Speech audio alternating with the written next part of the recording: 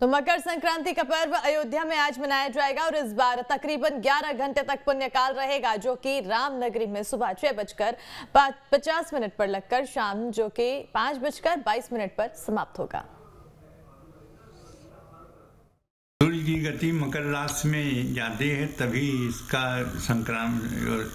ये प्रारंभ होता है पुण्यकाल, और संक्रांति का पुण्यकाल इसे कहते हैं।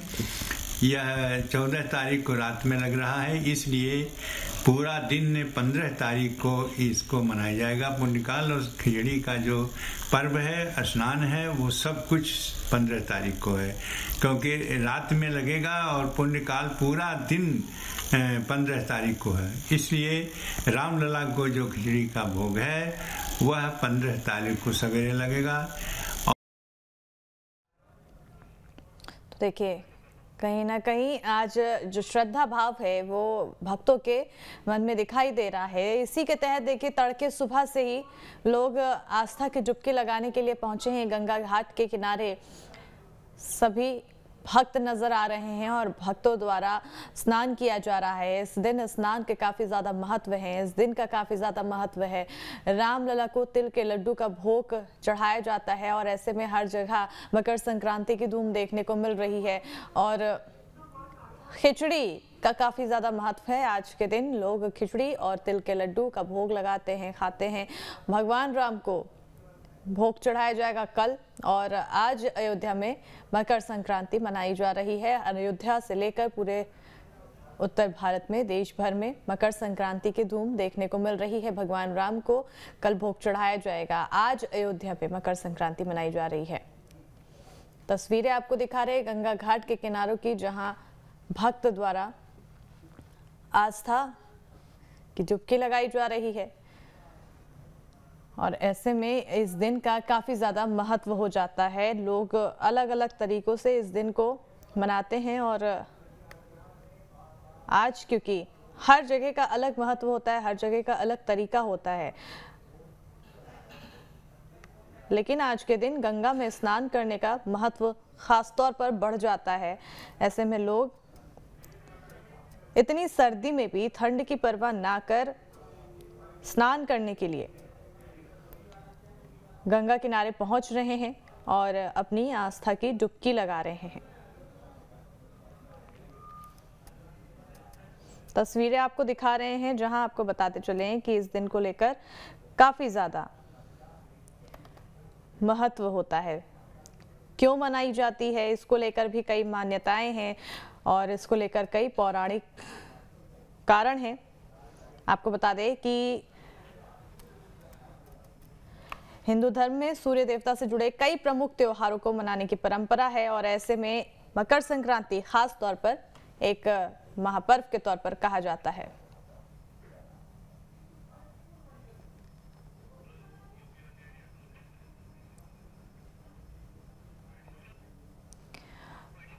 और आपको बता दें कि शास्त्रों में मकर संक्रांति पर स्नान, ध्यान और दान का विशेष महत्व माना गया है। इसी के तहत जो भक्त हैं वो गंगा किनारे आस्था की डुबकी लगाने के लिए पहुंच रहे हैं। स्नान के साथ ही साथ दान और ध्यान की कोशिश भक्तों द्वारा की जा रही है।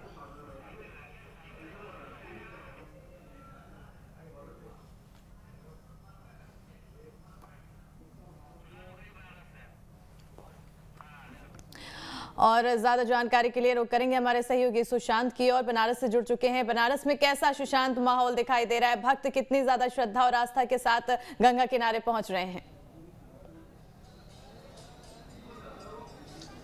देखिए, वाराणसी के गंगा घाट पर इस समय ठंड के ऊपर आस्था भारी दिखाई दे रही है।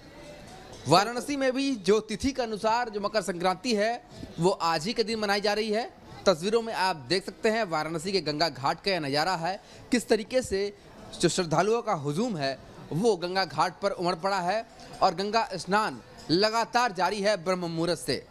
बात की जाए मकर संक्रांति की तो ब्रह्म मुहूर्त से ठीक पहले 2:52 पर सूर्य मकर राशि में प्रवेश कर चुका है और आज दोपहर के बाद तक ये तिथि रहने वाली है। तो जाहिर सी बात है इस समय तक जो स्नान दान की मान्यता है वो काफ़ी बढ़ जाती है।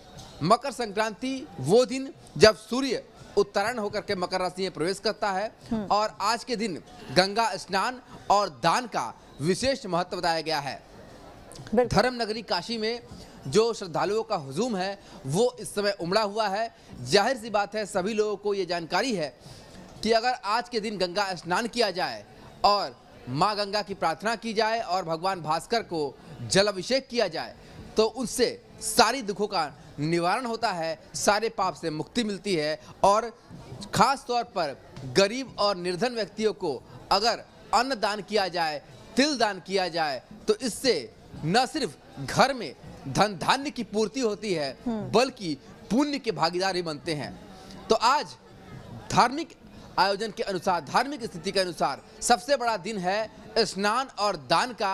और स्नान दान का जो महत्व है वो किस तरीके से बनारस के इन गंगा घाटों पर दिखाई दे रहा है वो श्रद्धालुओं की जो भीड़ है वो बता रही है। बिल्कुल, आज के दिन खिचड़ी बनाने की प्रथा है, खिचड़ी दान करने की प्रथा है। मान्यताओं के अनुसार आज के दिन खिचड़ी बनाकर उसे दान करना चाहिए, पहले पूजन करना चाहिए, फिर दान करना चाहिए और घर में आज खिचड़ी का ही भोग जो है प्रसाद के रूप में ग्रहण किया जाता है।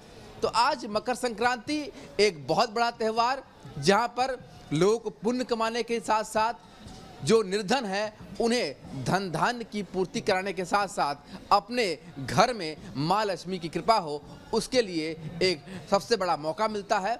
और इसीलिए दूर दूर से, सिर्फ वाराणसी नहीं बल्कि दूर दूर से जो श्रद्धालु हैं वो बनारस के गंगा घाट पहुंच रहे हैं ताकि मकर संक्रांति के इस अवसर पर वो पुण्य के भागीदारी बन सके और दान पुण्य कर सके। हालांकि मकर संक्रांति के साथ कई परंपराओं का भी निर्माण होता है। खिचड़ी दान की बात की जाए या फिर पतंगबाजी की बात की जाए, ये सारी मकर संक्रांति की एक परंपरा है। इसके अलावा जो तिल और गुड़ से बने हुए जो चीजें होती है उसके दान की परंपरा है, उसके सेवन की परंपरा है जी। तो इन सारी परंपराओं का निर्वहन करते हुए वाराणसी में जो मकर संक्रांति की धूम है वो साफ साफ गंगा घाटों पर देखी जा रही है और लगभग आज दिन भर ये सिलसिला इसी तरीके से जारी रहने वाला है। बिल्कुल, पुण्य प्राप्ति के लिए भक्त सवेरे से ही पहुंच रहे हैं गंगा घाट के किनारे और सर्दी पर, जैसे कि आपने कहा, आस्था भारी पड़ रही है। लोग सर्दी को भूल बैठे हैं और अपने आस्था की डुबकी लगाने के लिए गंगा घाट के किनारे पहुंच रहे हैं। भीड़ जो आपने दिखाई है काफी ज्यादा दिखाई दे रही है। प्रशासन की व्यवस्था क्या कुछ है इसको लेकर? देखिए, व्यवस्थाओं की बात की जाए तो वाराणसी के गंगा घाट आने वाले जो रास्ते हैं उसे नो व्हीकल जोन में तब्दील कर दिया गया है। बैरिकेडिंग लगा दी गई है, वहां पर किसी तरह का कोई वाहन आने से प्रतिबंधित कर दिया गया है क्योंकि लोगों का जो हुजूम है वो पैदल यात्री आ रहे हैं। अगर ऐसे वाहन आ जाते हैं तो उन्हें काफ़ी परेशानी होगी। इसके अलावा जल पुलिस और एनडीआरएफ, एसडीआरएफ को अलर्ट मोड पर रखा गया है। लोगों से लगातार अपील की जा रही है कि वो गंगा में स्नान जरूर करें पर गंगा में आगे तक ना आए, तो ऐसे में डूबने की आशंका बनी रहती है। लोगों को चारों तरफ से सिक्योरिटी देने के लिए वाराणसी के पुलिस कमिश्नरेट ने सीसीटीवी कैमरे भी गंगा घाटों पर लगाए हुए हैं। लगातार जल पुलिस और जो संबंधित थाने की पुलिस है वो गश्त कर रही है। एनडीआरएफ पेट्रोलिंग करते हुए दिखाई दे रही है। तो कोशिश की जा रही है कि किसी तरह की कोई असुविधा जो पर्यटक आ रहे हैं, जो श्रद्धालु आ रहे हैं, दर्शनार्थी आ रहे हैं, उन्हें ना हो पाए। बिल्कुल, ये तो आपने प्रशासन की बात बताई, लेकिन देखिए आज के दिन को लेकर महत्व इतनी ज्यादा है, आस्था इतनी ज्यादा है। कहा यह जाता है कि जो शादी विवाह और शुभ काम होते हैं आज के बाद से वो वापस से शुरू हो जाते हैं क्योंकि इससे पहले खरमास लगा होता है।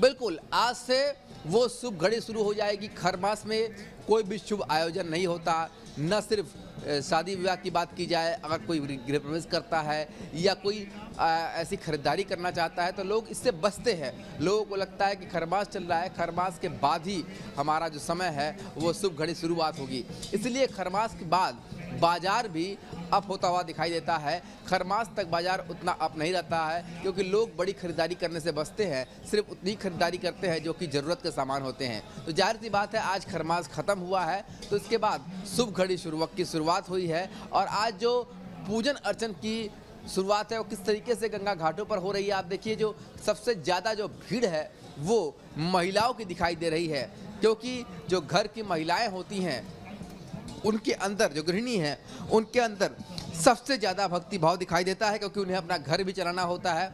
तो उन्हें ये पता है कि आज के दिन न सिर्फ पुण्य कमाने की बारी है, बल्कि अपने घर में धन धान्य की बरकत हो, उसके लिए भी आज से मुफीद दिन नहीं हो सकता।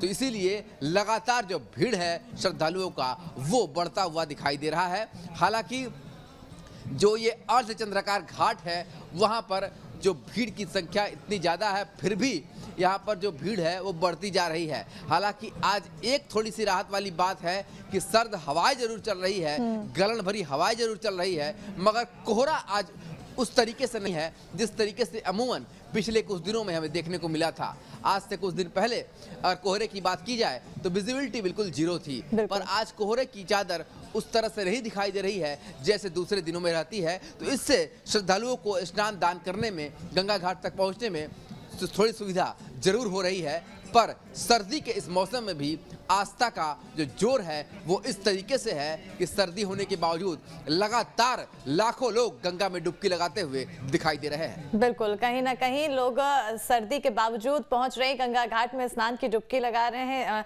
आस्था की डुबकी लगा रहे हैं, स्नान कर रहे हैं और दान ध्यान जिसका महत्व काफी ज्यादा होता है वो करते हुए भक्त नजर आ रहे हैं। बहरहाल बहुत बहुत शुक्रिया सुशांत तमाम जानकारियां और तमाम सुंदर तस्वीरें दिखाने के लिए।